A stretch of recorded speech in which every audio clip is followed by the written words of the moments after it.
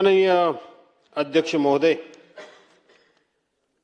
मी महाराष्ट्र विधानसभा विधेयक क्रमांक 36 या विधेयकावर मी माझे विचार मांडण्याकरता म्हणून अध्यक्ष महोदय मी या ठिकाणी उभा आहे। अध्यक्ष महोदय, हे विधेयक जर आपण पाहिलं तर आपलं हे विधिमंडळाचं पावसाळी अधिवेशन अध्यक्ष महोदय 22 जूनला सुरू झाले। 22 जूनला आणि सरकारच्या तर्फे मंत्री महोदय आपण अध्यादेश किती तारखेला काढला? 16 जून 2026 ला अध्यादेश आपण काढला। म्हणजे अवघ्या 6 दिवसावर अध्यक्ष महोदय विधिमंडळाचं अधिवेशन सुरू होणार होतं आणि सरकारतर्फे शासनातर्फे हा अध्यादेश काढण्यात आला, तो 16 जूनला काढण्यात आला। आणि म्हणून माझा प्रश्न आहे मंत्री महोदय की अशा 6 दिवसामध्ये असं काय आभाळ कोसळलं होतं किंवा या 6 दिवसामध्ये आपण जर 6 दिवसानंतर हे विधेयक म्हणून जर सभागृहासमोर आणलं नसतं, अध्यादेश काढला असता, तर किती रोजगार डुबणार होता, किती रोजगार या राज्यातून बाहेर जाणार होता, किती लोकांना रोजगारापासून वंचित राहावं लागणार होतं। या 6 दिवसामध्ये आपण कोणकोणते रोजगार, कोणकोणत्या कंपन्या, कोणकोणते व्यवसाय, कोणकोणते उद्योग आपण या 6 दिवसामध्ये या राज्यामध्ये आणले आणि म्हणून ते आपण आणू शकलो नसतो, म्हणून आपल्याला 6 दिवसाकरता हा अध्यादेश काढावा लागला। याचा आपण खुलासा करण्याची आवश्यकता आहे। या विषयामध्ये एवढाच फक्त माझा प्रश्न आहे। मुद्दा काय की 1975 साली ज्या वेळेला आपण हा कायदा केला त्यावेळेला याच सगळ्या इन्फ्रास्ट्रक्चर करता किंवा कुठल्याही सोयी करता किंवा एखादे नवीन उद्योग एमआयडीसीचं एक्सपान्शन वगैरे करण्याकरता सगळ्या करता त्यावेळेला आपण 75 कोटी रुपये हा निधी उभा करू शकत होतो। तो बाजारातून असेल, तो गव्हर्नमेंटकडून असेल, कुठूनही असेल, 75 कोटी रुपयापर्यंत आपल्याला त्याची मर्यादा होती, हे आपण याच्यामध्ये म्हटलेलं आहे। आणि 1975 ते आता 2026 म्हणजे 51 वर्ष झाली। या 51 वर्षामध्ये आपण ह्या आपली मर्यादा आर्थिकदृष्ट्या वाढवू शकलो नाही आणि म्हणून आताच्या सद्य परिस्थितीमध्ये ही आर्थिक मर्यादा वाढवणं अपेक्षित आहे, गरजेचं आहे। या मताशी आम्ही सहमत आहोत, त्याबद्दल काही दुमत असण्याचं काही कारण नाही आणि म्हणून आपण ही आता 6000 कोटी रुपयावर ही मर्यादा घेऊन गेला। अध्यक्ष महोदय, संपूर्ण राज्याच्या बाबतीत जर बोलायचं झालं तर आपण कधीतरी या गोष्टी सभागृहासमोर ठेवल्या पाहिजेत। आपण नवनवीन कायदे करत आलो। एक काळ असा होता की कुणी उठावं, अर्ज करावा, ज्याचे कोणाचे संबंध असतील, ज्याचा कोणाचा कुठे काय लागेबांधे असतील, त्यांना ताबडतोब एमआयडीसी मध्ये प्लॉट मिळत होते आणि ते प्लॉट घेऊन ठेवायचे आणि मग ठरल्या वेळेला ज्या कारणास्तव आपण हे प्लॉट दिले त्या कारणास्तव किंवा त्या वेळेमध्ये ते प्लॉट डेव्हलप करायचे नाही, त्या ठिकाणी कंपनी आणायची नाही, त्या ठिकाणी कामगार किती रोजगार आपण देणार ज्याच्या आपण घोषणा करत असतो, ते घोषणा प्रत्यक्षपणे कृतीमध्ये उतरल्या का याचा कधीही आपण लेखाजोखा घेतला नाही, याचा कधीही आपण आढावा सुद्धा घेतला नाही, कधीही आढावा घेतला सुद्धा नाही। आज आपल्याकडे नियम असा आहे, कायद्यामध्ये त्याचं रूपांतर झालंय की नाही मला माहित नाही, परंतु एखाद्या ठिकाणी जर अशा प्रकारचा व्यवसाय तयार झाला, उद्योग तयार झाला, तर तिथल्या स्थानिक तरुणांना 80% रोजगार दिला गेला पाहिजे आणि 80% रोजगार देण्याचं कायद्यानं बंधन आहे, असं या सभागृहामध्ये अनेक वेळा आम्ही ऐकलं। मग या कायद्यानं बंधन असलेल्या या कायद्याची अंमलबजावणी करण्याची जबाबदारी कोणाची आहे? कोण करणार? तर या सभागृहामध्ये अनेक वेळेला मी ऐकलेलं आहे की ते जिल्हाधिकाऱ्यांनी या संदर्भामध्ये आढावा घ्यायचा। जिल्हाधिकाऱ्यांनी तिथल्या स्थानिक भूमिपुत्रांना न्याय मिळतो की नाही मिळतो हे बघण्याचं काम त्या जिल्ह्याच्या जिल्हाधिकाऱ्यांचं आहे, असं या सभागृहामध्ये मी अनेक वेळा ऐकलं। पण आपण आज जिल्हाधिकाऱ्यांना विचारलं तर जिल्हाधिकारी स्पष्ट सांगतात की आमचा ह्या विषयाशी काही संबंध नाही, आमचा ह्या विषयामध्ये काही कंट्रोल नाही, आमच्याकडे ही कुठली जबाबदारी दिलेली नाही, आम्ही या विषयाचा कधी आढावा घेत नाही, आम्ही कधी आमची मीटिंग घेत नाही, हे जिल्हाधिकारी मंत्री महोदय स्पष्टपणे सांगतात।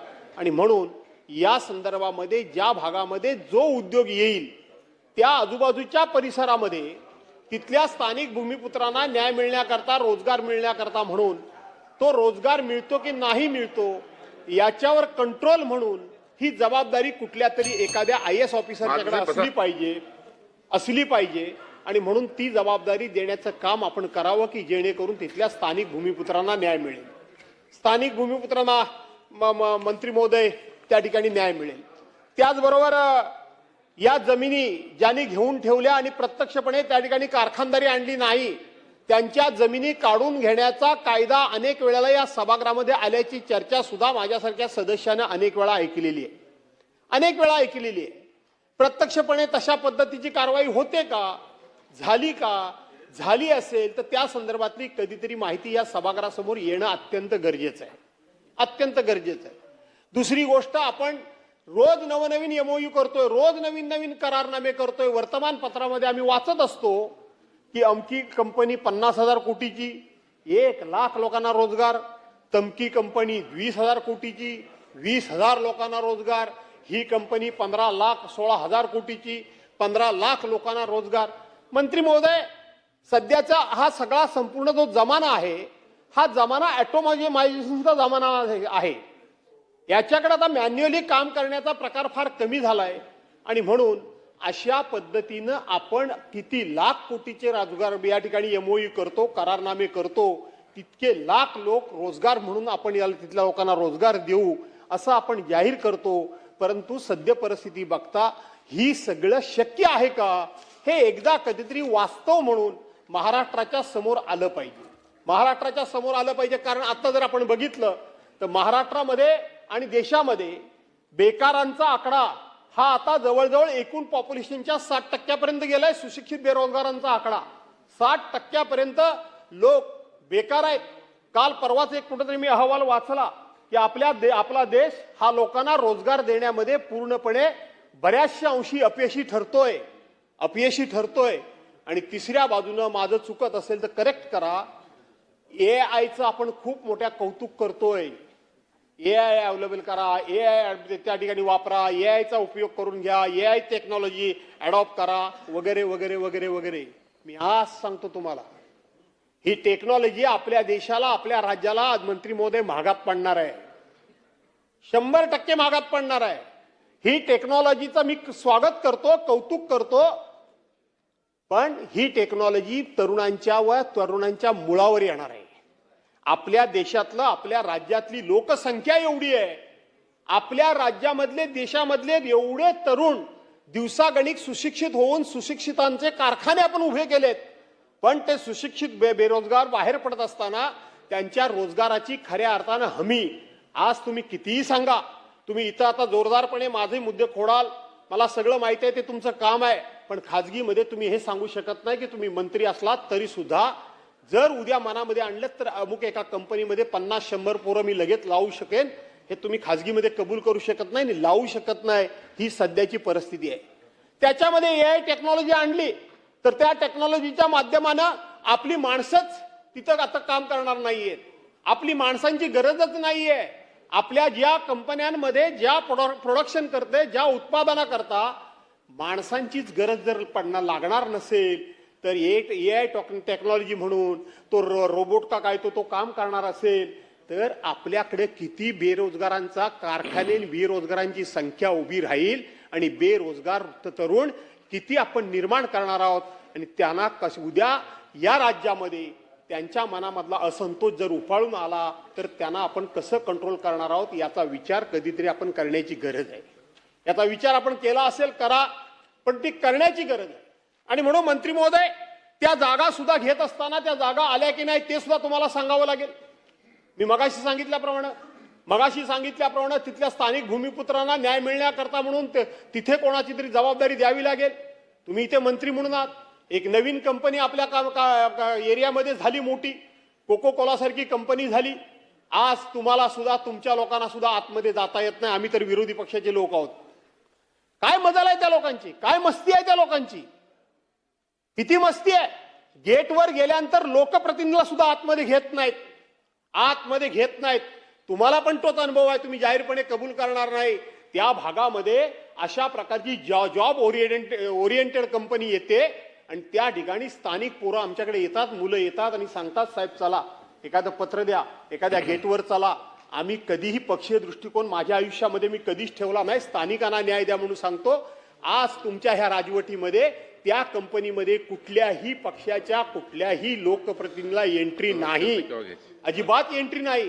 कुठून आली ही मस्ती? ही मस्ती आली कुठून? तुम्ही त्या ठिकाणी पोरांना घ्या, मुलांना घ्या, कामं द्या, देऊ नका, पण आज गेटच्या आतमध्ये तिथं कोणाला प्रवेशच द्यायचा नाही. पोलीस अक्षरशः त्यांचे वॉचमन म्हणून त्या ठिकाणी गेटवर लाईन लावून उभे राहतात, वॉचमन म्हणून त्या कंपनीचे. कुणी तुम्हाला एखाद्या ठिकाणी ऍक्सिडेंट झाला, एखाद्या ठिकाणी भानगड झाली, एखाद्या ठिकाणी गरज झाली, एखाद्या महिलेचा त्या ठिकाणी छेडछाड झाली, एखाद्या महिलेवर काही अत्याचार झाला, तर पोलिसांना पहिल्यांदा तक्रार द्यावी लागते तिथं पोहोचण्याकरता, म्हणून कितीतरी वेळ आणि कितीतरी दिवस लागतात. पण या कंपन्यांचे एवढे बटीक झालेले पोलीस आहेत की नुसता साधा त्या कंपनीतल्या एखाद्या माणसानं फोन केला तरी शेकडो पोलीस हा म्हणताना सगळं कामधंदे सोडून या कंपन्यांच्या गेटवर उभे राहतात. ज्या एरियामध्ये मंत्री महोदय ह्या कंपन्या उभ्या राहतात त्या भागातल्या पोरांना नोकऱ्या नको, त्या भागातल्या लोकांना रोजगार नको, त्या भागातल्या लोकांना किमान त्या ठिकाणी कुणीतरी चर्चा करायला नको, त्या भागातल्या लोकांशी कुणी ना कुणीतरी बोलायला नको. आज आपण दुसरी कंपनी, तुम्हाला माहित आहे की तुम्ही या रत्नागिरी जिल्ह्यातल्या, मी त्या जिल्ह्यातला आहे, लक्ष्मी ऑर्गॅनिक्स सारखी कंपनी, आज कंपनी आपल्या भागामध्ये आहे. अख्ख्या देशामधून त्याच्यावर टीका टिप्पणी होती आहे. जवळजवळ 200 दिवसापेक्षा जास्त तिथले ग्रामस्थ उपोषणाला बसलेत. 200 दिवसापेक्षा जास्त ग्रामस्थ अध्यक्ष महोदय उपोषणाला बसलेत. आळीपाळीनं जिल्ह्याच्या जिल्हाधिकाऱ्यांनी सुद्धा भेटण्याचं सौजन्य दाखवलं नाही. 200 दिवसामध्ये राधाकृष्ण विखे पाटील साहेब एखाद्या अधिकाऱ्यानं त्या ठिकाणी जाऊन भेटण्याचं सौजन्य दाखवलं. ही मस्ती येते कुठून? ही मस्ती येते कुठून? त्यांचं चूक आहे का, बरोबर आहे का, त्यांचं म्हणणं काय आहे, याच्यावर चर्चा होऊ शकते, याच्यावर वादविवाद होऊ शकतात. परंतु असे लोक जर उपोषणाला बसले असतील, आंदोलनाला बसले असतील, तर त्यांना साधं भेटण्याचं सौजन्य सुद्धा कोणी दाखवायचं नाही. ही मस्ती येते कुठून? यांना कोणतरी पाठीशी घालते म्हणून ही मस्ती येते. त्या कंपनीचे वरिष्ठ अधिकारी भेटायला तयार नाहीत, आमचे सरकारी अधिकारी भेटायला तयार नाहीत. आमच्यासारखे लोक गेले तर ताबडतोब गुन्हे त्याच्यावर दाखल करतात. खरं तर मी त्या MIDC एरियामध्ये कधी जात सुद्धा नाही, अजिबात. माझ्या मतदारसंघामध्ये आहे, पण मी कधी पाऊल सुद्धा टाकत नाही, कशा करताही टाकत नाही. कोणाला काय अडीअडचण झाली, दुर्घटना घडली तरच फक्त मी जातो, अन्यथा मी जातच नाही तिकडे, खरं सांगायला गेलं तर. पण मंत्री महोदय, अशा लोकांना कुठेतरी कुठे ना कुठे तरी, आणि तुम्ही त्या जिल्ह्याचे पालकमंत्री आहात, त्या जिल्ह्याचे तुम्ही त्या खात्याचे मंत्री आहात, अशा जिल्ह्यामध्ये कुठे ना कुठेतरी आपल्याला आपला दरारा निर्माण करावा लागेल. कुठे ना तुम्ही सांगा, आम्ही तुम्हाला मदत करायला तयार आहोत, पण असे कोणी शिरजोर होता कामा नये. शिरजोर शेवटी झाले असे लोक आपल्याला माहित आहे. पोलीस सुद्धा, त्यांचे सुद्धा संबंध दारूवाल्याजवळ, मटकेवाल्याजवळ, सगळ्यांजवळ असतात. पण आपल्याला थोडे वरचढ होतात असे वाटले की पोलीस त्यांना जाग्यावर आणतात, त्यांचं अस्तित्व ते कायम राखून असतात, त्यांचं स्वतःचं एक महत्व ते बिलकुल कमी करू देत नाहीत. असं होत नाही की ते हप्ते घेतात म्हणून आपलं महत्व कमी करून घेतात, असं होत नाही, असं होत नाही. तो दरारा राहिलाच पाहिजे. आणि म्हणून आपण तो एक विचार करावा.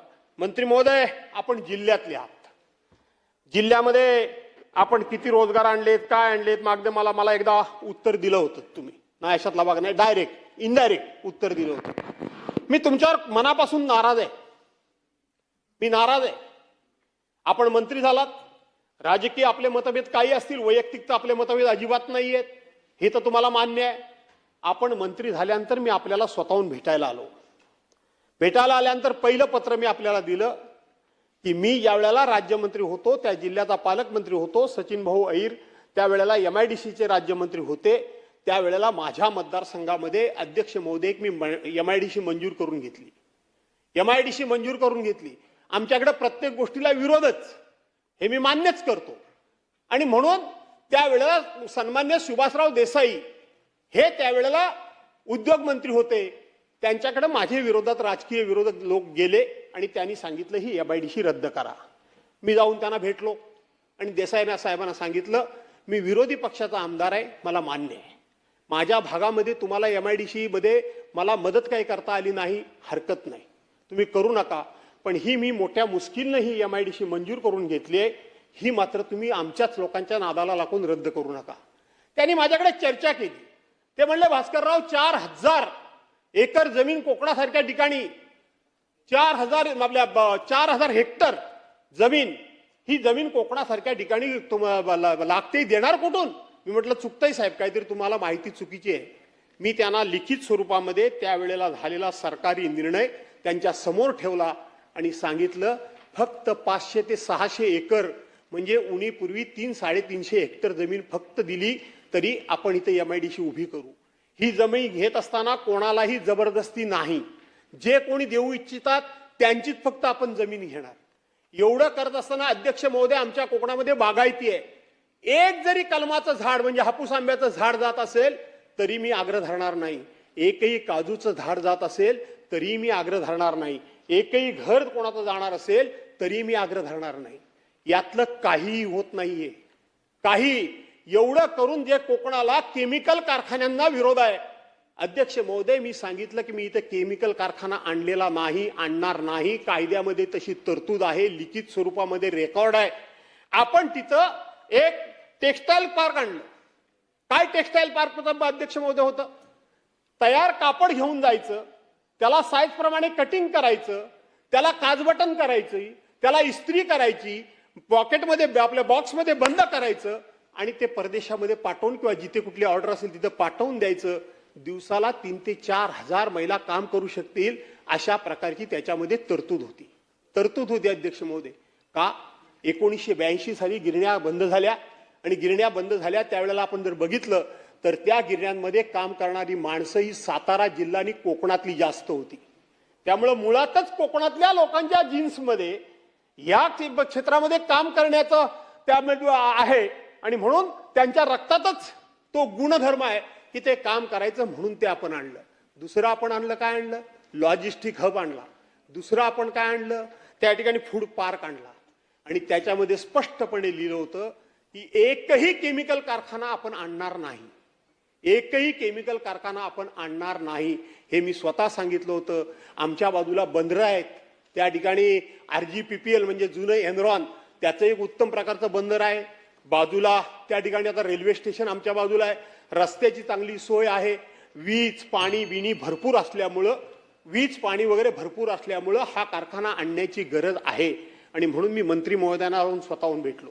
मंत्री महोदयांनी एक मुलाखत दिली की मला ते भेटलेच नाही. मी स्वतः जाऊन ताबडतोब त्यांना भेटलो आणि त्यांना विनंती केली की तुम्ही हे रद्द करू नका. मंत्री महोदय ऐन निवडणुकीमध्ये 16 सप्टेंबर 2024 ला तुम्ही भर सभेमध्ये सांगितलं की इथं भास्कररावांचा आग्रह होता की ही MIDC रद्द करू नका. पण आम्ही ही एका तिथल्या माजी आमदारांच्या पत्रावर आणि शब्दावर आम्ही MIDC रद्द करीत आहोत. आमच्या कोकणातल्या लोकांनी पण भरभरून टाळ्या मारल्या आणि माझ्या विरोधात मतदान केलं. काय वाईट मी करतो तो मला माहित नाही.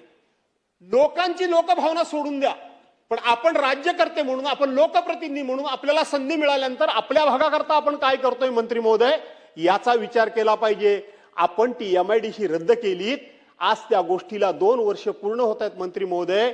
त्या भागामध्ये आपण एकही दुसरा कुठला कारखाना आणू शकलात नाही. एकही कारखाना आणू शकलात नाही. कोण किती या सभागृहामध्ये आमदार राहील, कोण मंत्री राहील, न राहील, पण आपण केलेलं काम मात्र चिरंजीव राहील. लोकांना त्या कामातून 3 ते 4 हजार महिलांना जर रोजगार मिळाला असता. आणि मी आपल्याला वारंवार विनंती करत होतो की आता कोरोनासारखं संकट आलंय, त्यामुळे मुंबईमध्ये काम करणाऱ्या चाकरमान्याला गावाच्या रोजगाराची किंमत कळली. तुम्ही हे रद्द करू नका. आपण रद्द केलं. राजकीय निर्णय तुमचा तुम्ही केलं. तुम्ही ते मला माहित आहे. तुम्ही सांगाल की मला लोक भेटायला आली. कोण भेटायला आली? आज सांगतो मी तुम्हाला. तुम्ही नावं सांगा, त्यातले एकाची पण जमीन त्या ठिकाणी नाही. एकाची सुद्धा. मी आपल्याला अट घातली होती मंत्री महोदय की त्यांना बोलवा, मला बोलवा, समोरासमोर बसा. जर त्यांची बाजू तुम्हाला योग्य वाटली रद्द करून टाका. मध्ये बातमी अशा उठल्या की भास्कररावांनी तिकडे मोठ्या प्रमाणामध्ये जमीन घेतले. 1 इंच जरी जमीन माझी निघाली तरी मी राजकीय जीवनातून निवृत्त होईन म्हणून मी सांगितलं. 1 इंच. मी असं कधीच करत नाही. मी माझ्या तत्वानं जगलोय. अनेक वेळा सांगण्याचं काही बरोबर नाही. 1 इंच सुद्धा जमीन सुधीरभाऊ मी जर निघाली त्याही वेळेला आजही कधीही तर मला तुम्ही मी राजकीय जीवनातून निवृत्त होईन, पण रद्द करू नका. आपण हे रद्द केलं मंत्री महोदय. आज तगायत मी कधीही तुम्हाला एका शब्दानं बोललो नाही, रागवलो नाही, बडबडलो नाही. आपण अनेक वेळा भेटतो, पण आज तुम्ही या सभागृहामध्ये हे विधेयक घेऊन आलात. त्या निमित्तानं सभागृहात योगायोगानं मी आलो. खरं तर आज मी नव्हतो जिथं. योगायोगानं आलो आणि विधेयक किती नंबर जाणार तर 36 म्हणून 36 बघितलं तर 36 बघितलं तर तुमचंच निघालं. म्हणून तुम्हाला ही आठवण करून देतोय. तुम्ही करा. विरोधी पक्षाचा सदस्य मी एकमेव एकटा आहे, पण विरोधी पक्षाचे बघण्यापेक्षा तुम्ही स्वतः त्या जिल्ह्याचे सुपुत्र आहेत याचा विसर पडू देऊ नका. याचा विसर पडू देऊ नका की आपण त्या जिल्ह्याचे आहोत. शेवटी काय मी आजन्म राहणार नाहीये तिथं, हे तर बदलतच राहणार आहे. ही लोकशाही आहे. आज काल कोणतरी दुसरा बसला होता, त्याला लोकांनी उठवला म्हणून मला बसवला. ज्या दिवशी मी बसलो तिथूनच माझी उठायची वेळ सुरू होते. मला कोणतरी उठवणार आहे आणि दुसरा कोणतरी बसणार आहे, हे चालतच राहणार आहे. आणि म्हणून या निमित्तानं तुम्ही जर काही आमच्याकरता कुठली जर योजना वगैरे काय आणणार असाल तर जरूर आणा, अशा प्रकारची विनंती तुम्हाला करतो. आणि या विधेयकाच्या निमित्तानं 2-3 मुद्दे मी या ठिकाणी आपल्यासमोर उपस्थित केलेत, त्याला आपण उत्तर दिलं तर फार बरं होईल. आणि विशेष करून खास करून माझ्या ग्वागर विधानसभा मतदारसंघामध्ये तुमच्याकडे जर कुठली योजना असेल, रोजगाराचा विषय असेल किंवा लोटे MIDC मध्ये तुम्ही जातीनिशी लक्ष घालणार असाल, मी 2 कंपन्यांची नावं घेतली, परंतु सगळेच कशा पद्धतीनं प्रदूषित पाणी काढून लोकांना छळतायत ते तुम्ही बघताय. आणि म्हणून तिथेही एखादी मीटिंग लावणार असाल तर निश्चितपणे आपण एकत्र बसून हा प्रश्न सोडवू, पण लक्ष द्यावं अशी विनंती करतो. माननीय ज्येष्ठ सदस्य भास्कररावजी जाधव, महेशजी लांडगे, अभिजितजी पाटील, बाळासाहेब नर यांनी आपले विचार या ठिकाणी व्यक्त केले. सन्मान्य अध्यक्ष महोदय, थोडी गफलत अशी होती की हे 6,000 कोटी रुपये जे आपण 75 कोटीवरनं वाढवलेले आहेत, हे पूर्ण महाराष्ट्राच्या इन्फ्रास्ट्रक्चरसाठी वाढवलेले नाहीत. आणि सुरुवातीलाच भास्कर जाधव साहेबांनी जो प्रश्न विचारला त्याचं उत्तर मी सुरुवातीला का देतो, हे तो आपला गैरसमज दूर होईल. हे विधायक सभागृहामध्ये आणण्याच्या अगोदर 8 दिवस आम्ही एवढ्यासाठीच जाधव साहेब मंजूर केलं. आणि 6,000 कोटी रुपये आम्ही हुडकोकडनं घेत होतो. आणि हे घेत असताना त्यांनी आम्हाला अट घातली की 75 कोटीचा जो आमचा 1975चा एक नियम होता की 75 कोटीपेक्षा वर आम्ही कर्ज घ्यायचं नाही, ती मुदत म्हणजे जी काय मर्यादा आहे ती वाढवली पाहिजे, 6,000 कोटी पण गेली पाहिजे आणि तरच आम्ही तुम्हाला कर्ज देऊ शकतो, अशा पद्धतीची तातडीची मागणी त्यांनी केल्यामुळं हुडकोनी त्याच्यामुळं आपण हा निर्णय कॅबिनेटमध्ये घेतला. आणि मगाशी जे म्हटलं की सगळ्या इन्फ्रास्ट्रक्चरसाठी हे 6,000 कोटी रुपये मंजूर झालेले नाही. जे आपल्याकडे देशातलं मोठं विमानतळ होतं पुरंदर विमानतळ, त्या पुरंदर विमानतळाच्या लँड ॲक्विजिशनसाठी हे पैसे आपण मंजूर करून घेतलेले आहेत.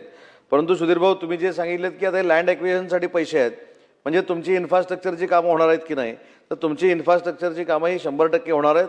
त्याच्यामध्ये चिंता अजिबात करण्याची आवश्यकता नाही. मी सुरुवातीलाच का सांगितलं की 6,000 कोटी हे पुरंदरसाठी आहेत किंवा 6,000 कोटी हे महाराष्ट्राच्या इन्फ्रास्ट्रक्चरसाठी नाहीत, म्हणजे सन्मान्य सदस्यांचा गैरसमज दूर होईल. सन्मान्य सुधीर भाऊंनी ताडाली ग्रोथ सेंटर आणि चंद्रपूर MIDCच्या संदर्भामध्ये निधीची आवश्यकता आहे अशी मागणी केलेली आहे. आपल्याला सुधीर भाऊ माहिती आहे की तुम्हीच आनंदवनाचं भूमिपूजन केलेलं होतं, त्याच्यामुळं चंद्रपूरला देखील निधी देण्याच्या संदर्भामध्ये आमची कुठेही नकारार्थी भूमिका नाही. परंतु यावेळी थोडं MIDCनं एक निर्णय घेतला आहे की ही कामं मंजूर करत असताना MIDCवर जास्त बर्डन येणार नाही अशा पद्धतीनं निधी मंजूर करण्याचा आम्ही निर्णय घेतलेला आहे. परंतु 80 कोटी रुपयाची मागणी सन्माननीय सुधीर भाऊंनी केली, त्यातले निम्मे 40 कोटी रुपये तातडीनं त्या कामासाठी दिले जातील हे देखील आश्वासन सुधीर भाऊ आणि सभागृहाला मी देतो. दुसरी महत्त्वाची गोष्ट की गडचिरोलीच्या बाबतीमध्ये ज्या काही कंपन्या आहेत त्याच्यामध्ये सुधीर भाऊ JSW 1 लाख कोटीचा स्टील प्लांट करतंय, सुरजागड इस्पात 10,000 कोटी, मेसर्स लॉईड मेटल्स 16,500 कोटी, वरद 1,520, लॉईड मेटल्स पुन्हा एकदा 5,700, 14,000, हरिओम 3,125 आणि फाईन क्राफ्ट 1,620 असे 1,52,475 कोटीचे प्रकल्प हे एकट्या गडचिरोलीमध्ये होत आहेत. मी वारंवार सुधीर भाऊ असं सांगितलेलं आहे की पूर्वी गडचिरोलीचं नाव हे कदाचित नक्षलवादी गडचिरोली असं होतं, परंतु आज ते नाव आम्ही उद्योगनगरी म्हणून बदलण्यामध्ये यशस्वी झालोय, याचा देखील अभिमान माझ्यासारख्या कार्यकर्त्याला आहे. अजिबात औद्योगिक नक्षलवाद होणार नाही आणि तो होऊ नये म्हणून भाऊंनी जी मागणी केलेली आहे की गडचिरोलीच्या सगळ्या संबंधित यंत्रणेबरोबर एका बैठकीचं आयोजन करायचं आहे. मी भाऊंना शब्द देतो की गडचिरोलीमध्ये येऊन त्यांना बरोबर घेऊन या सगळ्या यंत्रणेची बैठक उद्योगमंत्री म्हणून मी त्या ठिकाणी आयोजित करीन. दुसरा महत्त्वाचा मुद्दा जो सुधीर भाऊंनी मांडला की व्हाईट पेपर काढण्याच्या संदर्भामध्ये सुधीर भाऊंची मागणी आहे आणि सुधीर भाऊ या मागणीला प्रतिसाद देत पुढच्या अधिवेशनाच्या अगोदर आम्ही किती MOU केले, किती रोजगार आम्ही निर्माण केले, किती MOUची अंमलबजावणी केली, या सगळ्या बाबतीतला विभागनिहाय व्हाईट पेपर म्हणण्यापेक्षा भगवी पत्रिका आपण नक्की सभागृहामध्ये काढू, हा देखील शब्द या सभागृहामध्ये मी सुधीर भाऊंना देतो. जरी भास्कर जाधव साहेबांचा सुरुवातीला उल्लेख केला असला तरी अजून अनेक मुद्दे भास्कर जाधव साहेबांनी या ठिकाणी मांडले आणि त्यांनी सांगितलेली वस्तुस्थिती खरी आहे की गुहागरची MIDC रद्द होऊ नये हा तुमचा प्रामाणिकपणाचा त्याच्यातला भाव होता, परंतु तुम्ही राजकीय बोलत नाही. त्याच्यामागे एक वेगळं वातावरण तयार करण्याचा प्रयत्न काही लोकांनी केलेला होता आणि त्यांची नावं राजकीयदृष्ट्या आता घेणं योग्य नाही. परंतु राजापूरचा प्रकल्प रद्द झाला तर आम्ही गुहागरला 3,500 एकर जमीन देऊ, आम्ही त्या ठिकाणी अणुऊर्जा प्रकल्प आणू, आम्ही त्या ठिकाणी रिफायनरी आणू, हे जे काय वातावरण म्हणजे तुमच्याच मतदारसंघामध्ये जाधव साहेब नाही, माझ्या मतदारसंघामध्ये देखील निर्माण करण्यामध्ये काही लोक त्यावेळी यशस्वी झाली होती. खरं तर हा प्रचार रिफायनरीची जागा रत्नागिरीमध्ये आणू, रत्नागिरीतनं गुहागरमध्ये आणू हे कोणालाच सांगायची आवश्यकता नव्हती आणि त्याच्या गैरसमजातनं ती MIDC नक्की रद्द आम्ही केली.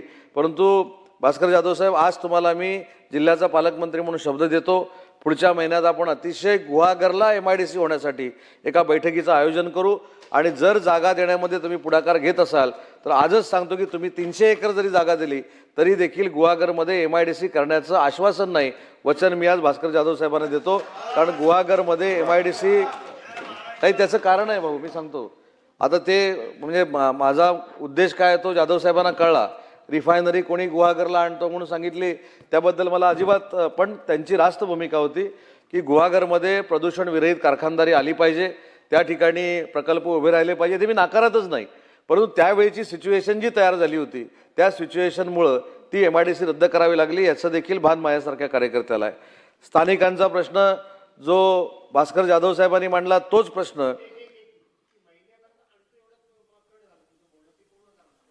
नाही, महिन्याभरात आपण बैठक घेऊ, आपण जागा आयडेंटिफाय करू आणि जागा आयडेंटिफाय करताना त्याच्यामध्ये 2G असेल, चॅप्टर 6 असेल, 32 असेल, 31 असेल, 40 असेल, 50 असेल, ते सगळं नियमाप्रमाणे काढू आणि भास्कर जाधवांच्या सांगण्याप्रमाणे त्या ठिकाणी MIDC नक्की करू, हा सभागृहामध्ये मी तुम्हाला दिलेला शब्द आहे. दुसरी महत्त्वाची गोष्ट जाधव साहेबांनी सांगितली की प्राधान्य कोणाला दिलं पाहिजे नोकरीमध्ये आणि तोच मुद्दा महेशजी आपण या ठिकाणी मांडलात. खरं तर भूमिपुत्राला न्याय मिळाला पाहिजे याच्यामध्ये माझं देखील दुमत असण्याचं काही कारण नाही, पण ज्यावेळी ह्या जागा आपण घेतो त्यावेळी भूमिपुत्रांच्या निमित्तानं काही ना काहीतरी आपण करत असतो. मग PAPचे आम्ही प्लॉट त्यांना देतो. आजच माझ्याकडे जालनामध्ये एक बैठक झाली, 15% परतावा. म्हणजे मी हे मान्य करतो की आमच्याकडच्या काही प्रोसिजर ज्या आहेत या पारंपरिक चालत आलेल्या आहेत आणि त्या पारंपरिक प्रोसिजरकडे अधिकाऱ्यांनी लक्षच द्यायचं नाही, ही देखील भावना आमच्यामध्ये, याच्याबद्दल नाकारण्यासारखं काहीच नाही. आजचं साधं उदाहरण सांगतो की 15% परतावा देण्याच्या संदर्भातला निर्णय हा 2013ला झाला होता. त्याच्यानंतर करोना आला. 15% जागा कोणाची द्यायची आहे?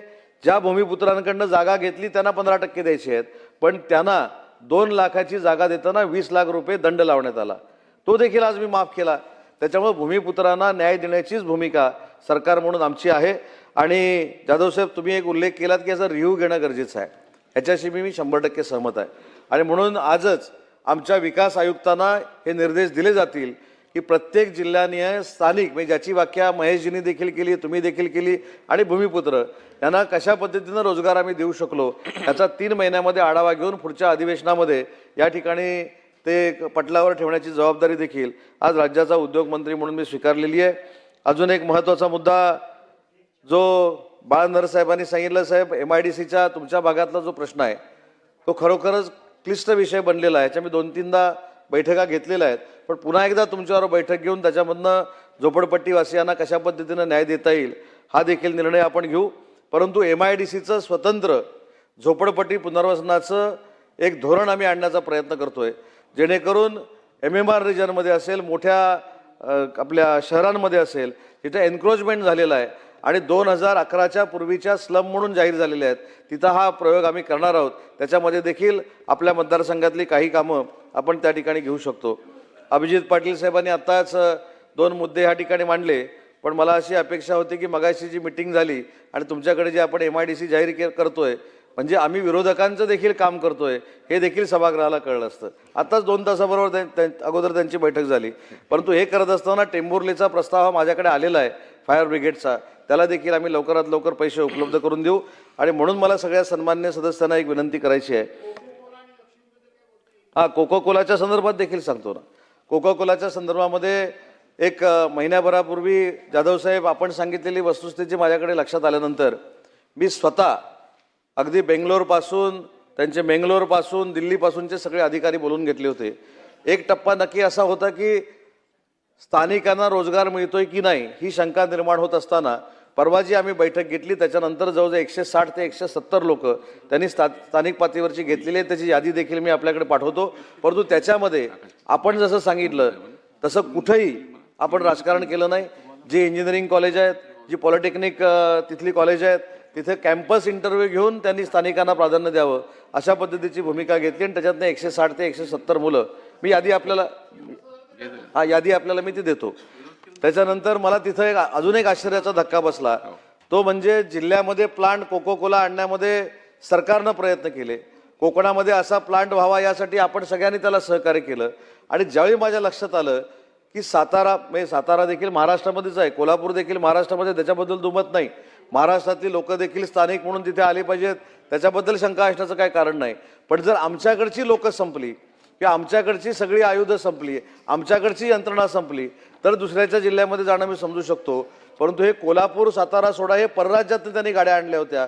जाधव साहेब, त्या देखील गाड्या त्यांनी जर आमच्याकडच्या गाड्या संपल्या तर जगाच्या पाठीवरनं कुठनं पण तुम्ही गाड्या आणा. अगदी कोका कोला जिथं पहिल्यांदा सुरुवात झाली परदेशामधनं तिथनं देखील गाड्या आणा असं सूचना केल्यानंतर आज आपल्या स्थानिक लोकांच्या गाड्या तिथं लावण्याचा निर्णय कोका कोलाने घेतलेला आहे. आणि लक्ष्मीच्या बाबतीतला निर्णय हा परवा माझ्या माहितीप्रमाणे पंकजाताईंनी चांगलं उत्तरामध्ये सांगितलंय की याच्या बाबतीमध्ये व्हिजिट करणं गरजेचं आहे. मी देखील शिष्टमंडळाला भेटलो. मी देखील पंकजाताईंना विनंती करेन, आपण देखील तिथले स्थानिक लोकप्रतिनिधी आहात, पुढच्या अधिवेशनानंतर 15-20 दिवसामध्ये आपण कॉमन तिथे व्हिजिट करू. आणि खरोखरच मॅनेजमेंट सांगते त्याच्यामध्ये तथ्य आहे की उपोषणाला बसलेले सांगतात त्याच्यामध्ये तथ्य आहे, याची कुठेतरी शहानिशा करून त्याच्यावर देखील आपण मार्ग काढू हे देखील आश्वासन मी या सभागृहामध्ये देतो.